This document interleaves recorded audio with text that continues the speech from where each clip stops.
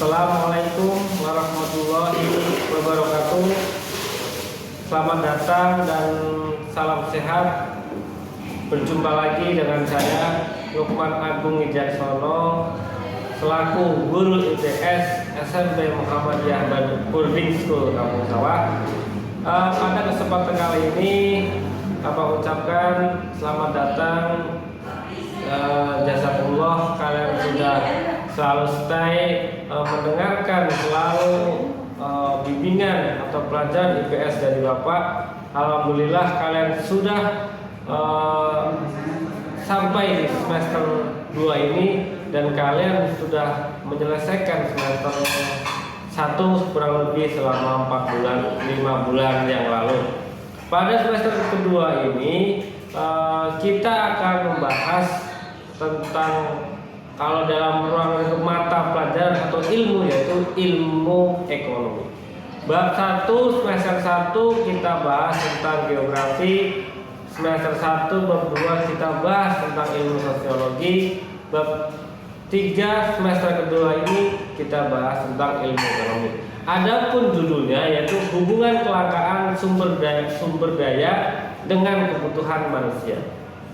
Jadi kita bahas tentang ilmu ekonomi pada bab 3.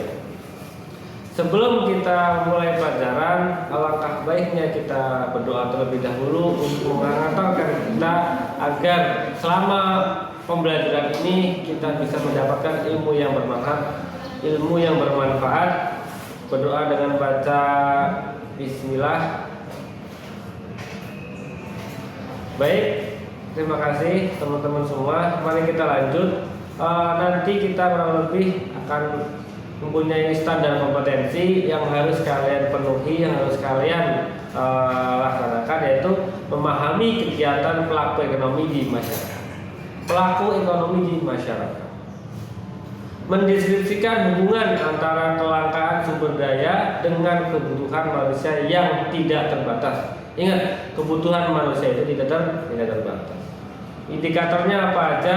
Mendeskripsikan kelangkaan sumber daya ekonomi, mengidentifikasi usaha-usaha manusia untuk mengatasi kelangkaan dalam memanfaatkan sumber daya yang langka. Ketiga, yaitu memanfaatkan sumber daya secara alternatif. Yang keempat, mengidentifikasi faktor-faktor penyebab kebutuhan manusia yang berbeda-beda. Jadi kita identifikasi. Yang kelima, yaitu menjelaskan skala prioritas, mana yang paling utama dan mana yang bisa ditekan atau yang kalau tidak dipenuhi maka tidak akan terjadi sesuatu. Yang keenam, yaitu mengidentifikasi arti dan macam-macam alat pemenuhan kebutuhan. Jadi kurang lebih ada berapa teman-teman semua? Kurang lebih ada 6 indikator yang selama 2 kali pertemuan ini pada pertemuan pertama akan kita bahas bareng-bareng. Baik, kita lanjut materi. Materi pertama yaitu inti masalah ekonomi. Inti masalah ekonomi adalah bagaimana manusia memenuhi kebutuhannya yang tidak terbatas dengan alat atau benda pemuas kebutuhan yang terbatas. Jadi masalahnya itu manusia mempunyai kebutuhan yang tak terbatas, sedangkan alat atau benda pemuas kebutuhan itu terbatas. Itu adalah inti masalah ekonomi yang sampai nanti pun akan menjadi masalah yang harus diselesaikan oleh manusia. Kurang lebih seperti ini. Alokasi produksi terbatas. Yang pertama ada langka atau barangnya susah dicari. Penyebabnya karena apa? Sumber daya alam yang terbatas. Rusaknya sumber daya alam akibat ulah manusia. Yang keempat, terbatasnya kemampuan manusia untuk mengelola sumber daya alam. Yang keempat yaitu apa? Kebutuhan manusia meningkat dengan cepat. Jadi yang menyebabkan kelangkaan ini adalah apa? Ada 4. Sumber daya alam yang terbatas, rusaknya sumber daya alam akibat ulah manusia sendiri. Yang ketiga yaitu apa? terbatasnya kemampuan manusia dalam mengelola sumber daya alam. Yang terakhir yaitu kebutuhan manusia yang semakin lama semakin meningkat dan semakin banyak. Itulah yang membuat apa? Yang membuat barang itu menjadi langka. Menimbulkan seperti apa? Menimbulkan adanya kita harus ada opsi. Kita harus mempunyai pilihan. Ketika barang ini sudah langka, berarti harus ada pilihan lain. Yaitu apa? Biaya peluang berbeda dengan biaya sehari-hari. Berkaitan dengan laba ekonomi berbeda dengan laba akuntansi. Jadi kurang lebih seperti ini. Ini mekanisme alokasi produktivitas terbatas. Jadi ketika barang itu langka, ketika jasa itu langka, otomatis apa? Berkaitan dengan biaya peluang. Peluangnya semakin banyak. Tapi apa? Berbeda dengan biaya sehari-hari. Artinya bahwa barangnya susah dicari, tapi yang mencari banyak.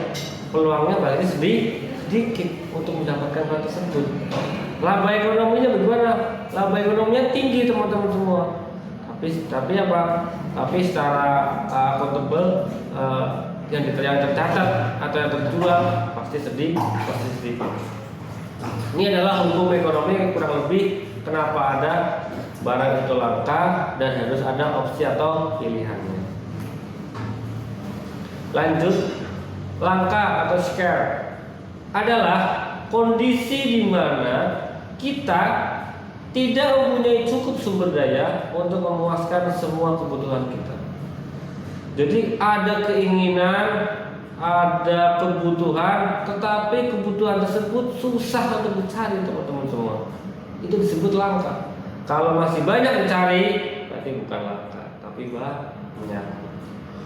Faktornya tadi sudah sebutkan ada 4 kurang lebih faktor kelangkaan.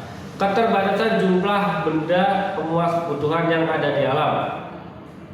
Penjelasannya kurang lebih seperti ini. Di alam telah tersedia banyak benda yang dapat digunakan untuk memenuhi kebutuhan manusia. Namun karena tidak semua benda tersebut dapat segera diperbaharui, maka jumlahnya pun terbatas. Misalnya minyak bumi, barang-barang tambang, dan yang memerlukan waktu beribu-ribu tahun untuk memperbaharuinya. Jadi kebanyakan bahan tambang ini lama dan jumlahnya terbatas. Kalau kita eksplor terus maka lama-kelamaan akan habis dan menjadi langka.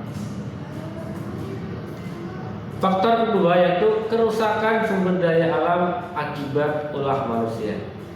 Manusia harus berhati-hati menggunakan sumber daya alam yang tersedia. Jangan karena kesalahan manusia sumber daya yang tersedia menjadi rusak. Misalnya penebangan hutan yang tidak terencana dengan baik mengakibatkan hutan menjadi gundul. Ketika hutan gundul, akibatnya apa? Akibatnya banjir. Nah, jadi kita tidak usah banyak terheran-heran kenapa sekarang ini banyak sekali banjir. Hampir hujan setengah hari aja langsung banjir. Bahkan yang bikin kita miris, di daerah pegunungan sana, di Bogor sana, di daerah Bandung sana, itu banjir teman-teman semua. Itu semuanya akibat apa? Akibat ulah manusia. Karena manusia semakin lama semakin merusak alam. Contohnya dengan apa?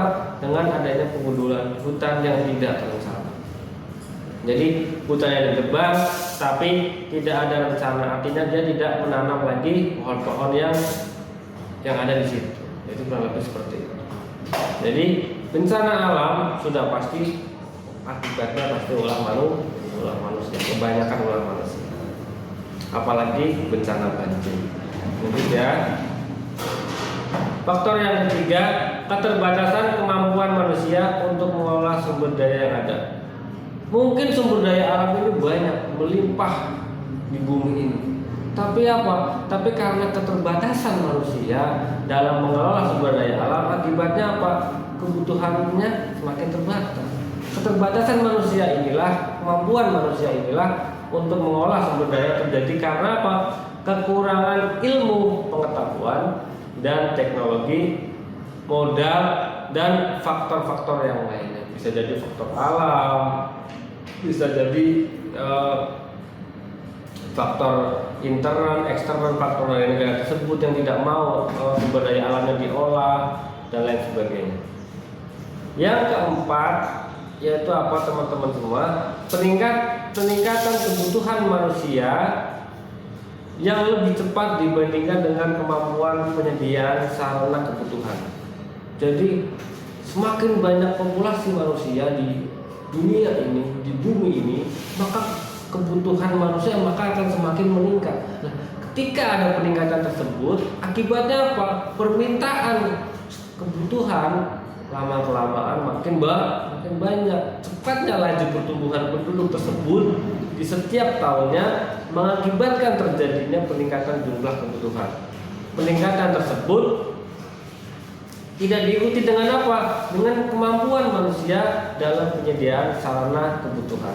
Contohnya yaitu saat ini pemerintah dan pengusaha telah bekerja keras untuk menyediakan rumah murah melalui fasilitas KPA, rumah susun. Namun demikian masih banyak orang yang tidak memiliki rumah. Mengapa demikian? Karena apa? Karena faktor laju pertumbuhan yang lama-lama makin meningkat. Bahkan sekarang ada rumah DP 0%, ada rumah yang hanya dibanderol dengan 100 juta, 150 juta. Tapi tetap aja banyak masyarakat Indonesia yang belum punya rumah. Kenapa?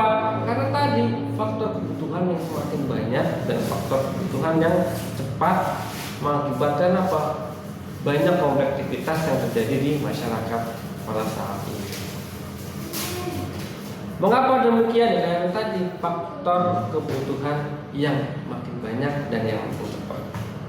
Lanjut, sumber daya langka atau terbatas dapat dikelompokkan menjadi 3. Yang pertama sumber daya alam, misalnya bahan bakar, air, udara, bahan tambang dan lain sebagainya. Yang kedua sumber daya manusia atau tenaga kerja, di mana makin sedikit gaji yang tersedia maka makin terbataslah sumber daya manusia yang diperkerjakan.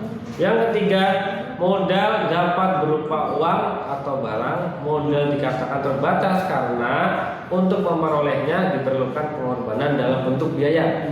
Jadi kurang lebih ada 3 sumber daya yang langka atau terbatas yang kurang lebih dapat dikelompokkan. Yang pertama sumber daya alam, yang kedua sumber daya manusia, dan yang ketiga yaitu apa? Modal. Kurang lebih seperti itu teman-teman semua. Sampai di sini saja. Nanti kita akan lanjut pada session kedua yaitu usaha manusia untuk mengatasi kelangkaan. Jadi pada pertemuan pertama kali ini kita sudah bahas apa itu kelangkaan, kita sudah bahas penyebabnya terjadi kelangkaan dan lain-lain. Semoga ilmunya bermanfaat, semoga dapat dipahami dan dicerna oleh teman-teman kelas 8 dengan baik dan benar. Terima kasih jazakumullah yang sudah menyimak video ini. Jangan lupa like dan subscribe video ini agar kita mengawali pembelajaran pada semester 2 ini dengan enak, dengan ceria, dan dengan rasa gembira. Terima kasih jazakumullah. Wassalamualaikum warahmatullahi wabarakatuh.